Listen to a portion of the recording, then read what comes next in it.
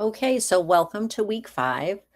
We're diving into chapter 14, covering special sensory organs. As future healthcare professionals, you encounter eye, ear, and nose issues constantly, whether you're primary care, pediatrics, or in emergency medicine. So by the end of the lecture, you should be able to look at a surgical term like laser retinal photocoagulation or a condition like um, autosclerosis and break them down, as well as understand that the organ part is affecting and what is happening to it. So we're going to move into anatomy. So let's look at the cornea versus sclera. Both are outer layers. However, the sclera is the white of the eye, the outer protection, while the cornea is the clear, curved window in front that performs refraction, bending of the light. The vascular layer, the choroid and ciliary body. The choroid provides the blood supply, and the ciliary body acts like a muscle to alter the lens shape for focusing and secretes fluid. So, the nervous layer, the retina, rods, cones, optic nerve. So, the retina acts like a film in an old camera. It transforms light into neurological signals. Rods help us see in the dark, shapes and shadows, while cones help us see color. A mnemonic is cones equal color. The optic nerve is capable of transmitting this data to the brain. So this is just a visual, and this is for your book. Once again, a visual, this is in your book and you can fill it out. So there's some duplicates here. Once again, we've talked about this in the past that some terms come from Greek and some from Latin. So two roots. For example, both cornea and kerато mean cornea. If you see keratoplasty, it means corneal transplant, not something to do with keratin skin protein. Similarly, lacrimo and dacro both mean tears. Lacrimation is crying.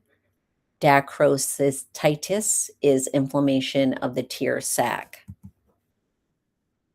Vision versus eye roots. You want to differentiate between oculo and ophthalmo, which means the physical eyeball. Age-related roots, presbyo is old age. This will directly bridge to presbyopia later. Here's just a quick knowledge check. The 3 chambers in the ear. So they're characterized by external, which is the canal middle, which is the eardrum, and then inner, which is the acoustic nerves. You can notice that myringo and tympano both mean eardrum. A surgical puncture of the eardrum can be called a myringotomy. Salping, so notice that salping means tube. In this chapter, it refers to eustachian tube. And in the reproductive system, it referred to fallopian tube. So here's another knowledge check. And these are just some common terms used with the nose. Olfaction is a sense of smell. Olfactory pertains to the sense of smell. Osmia is the sense of smell. Some receptor roots directly are gnocchi. So nociceptors are your pain receptors. Photoreceptors are the rods and cones we just talked about with the retina.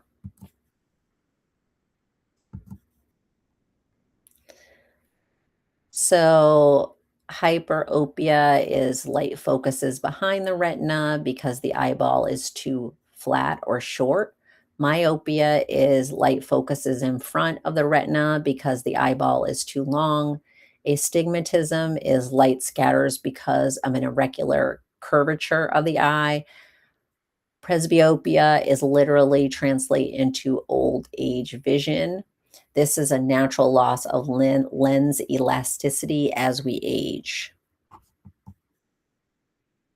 So, conjunctivitis is essentially pink eye, and it is an inflammation or infection of the clear membrane lining the eyelid and covering the white of the eye, causing redness, itching, and discharge.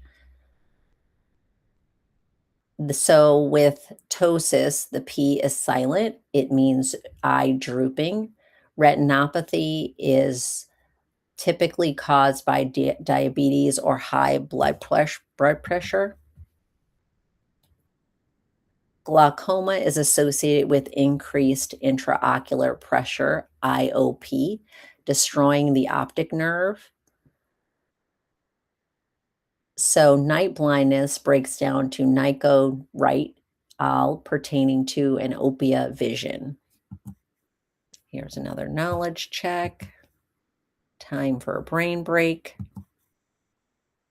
These are some general hearing terms.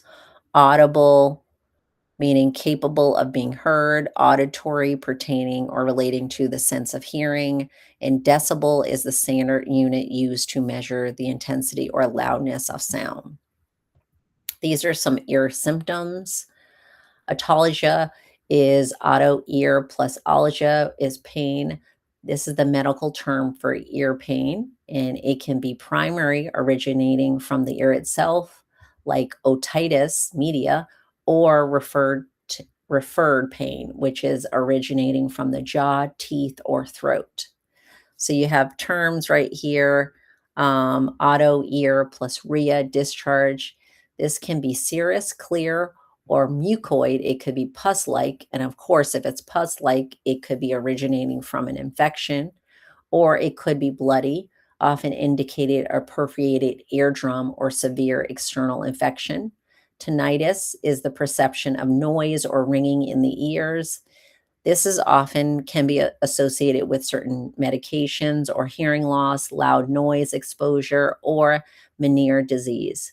Vertigo is a specific type of dizziness characterized by false sensation of spinning or moving, and it directly indicates a dysfunction in the inner ear balance mechanism or vestibular pathways.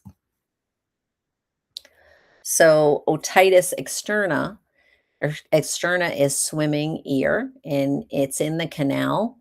So it could be a fungal infection of the external ear. So otitis media is inflammation or infection of the middle ear, highly common in children. Meningitis is inflammation of the tympanic membrane or eardrum itself. Mastoiditis is a serious bacterial infection of the mastoid air cells, the porous bone behind the ear. And osteosclerosis is auto ear plus sclerosis and osis. The stapes bone hardens and freezes in place. So Meniere's disease is a chronic inner ear disorder caused by an abnormal buildup of fluid.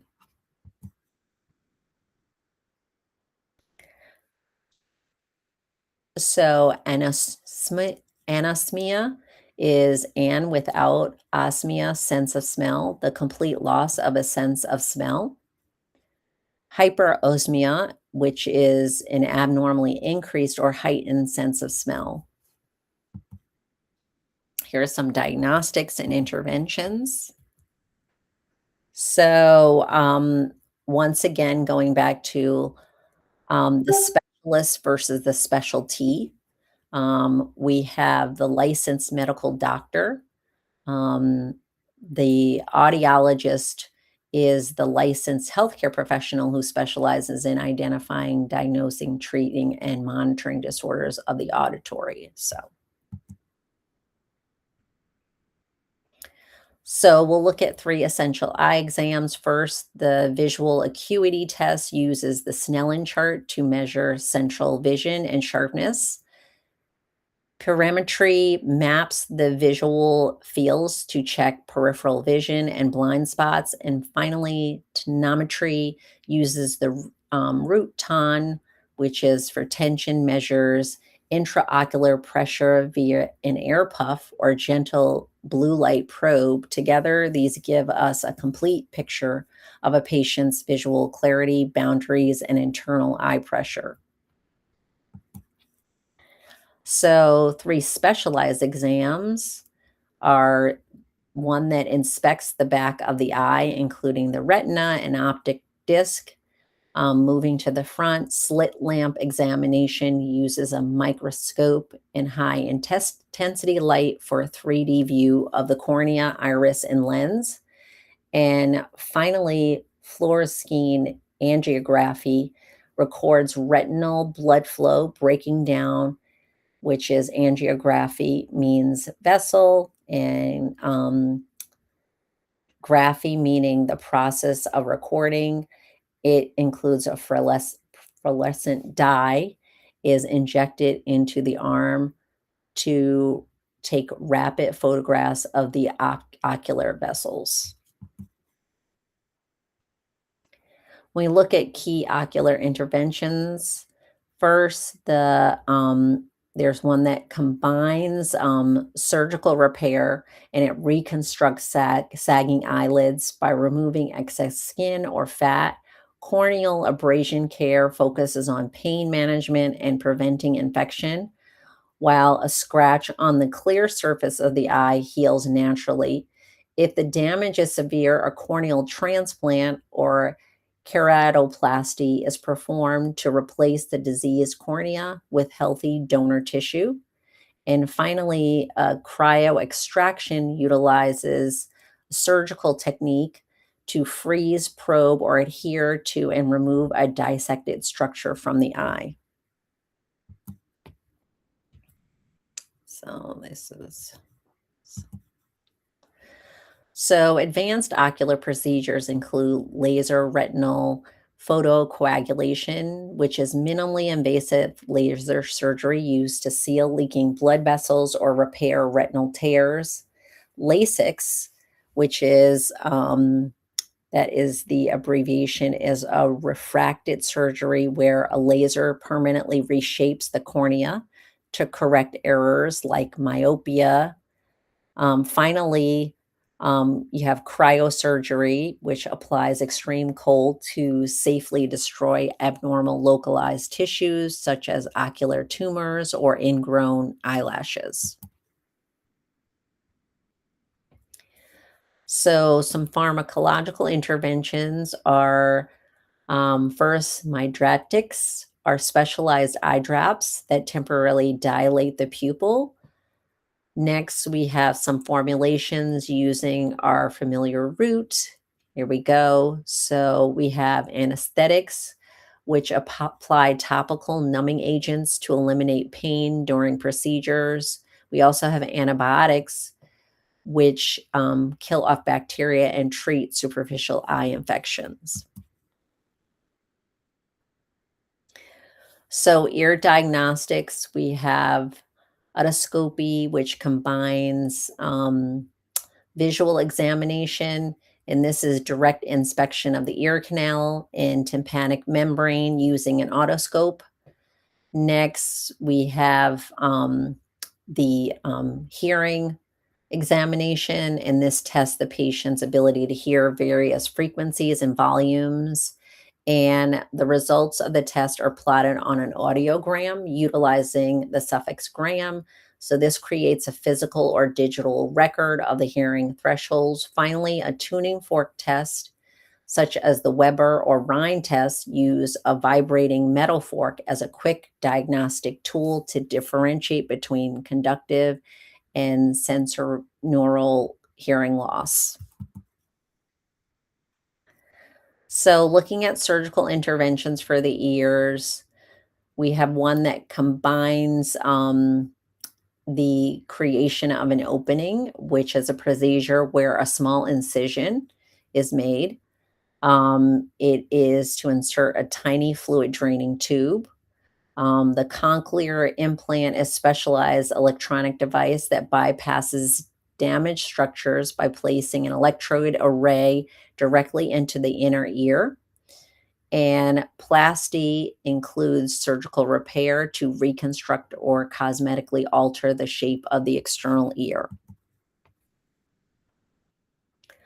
So antibiotics are used to fight bacterial infections and can be given topically as drops or orally as systemic pills. For instance, oral antibiotics are reserved for acute otitis media when there's a risk for severe complications like loss of hearing. So then we have these are liquid solutions instilled directly into the external ear canal to safely soften or dissolve impacted earwax plugs. And then we're at the end. Don't forget to use your resources in your book and also in your Google notebook.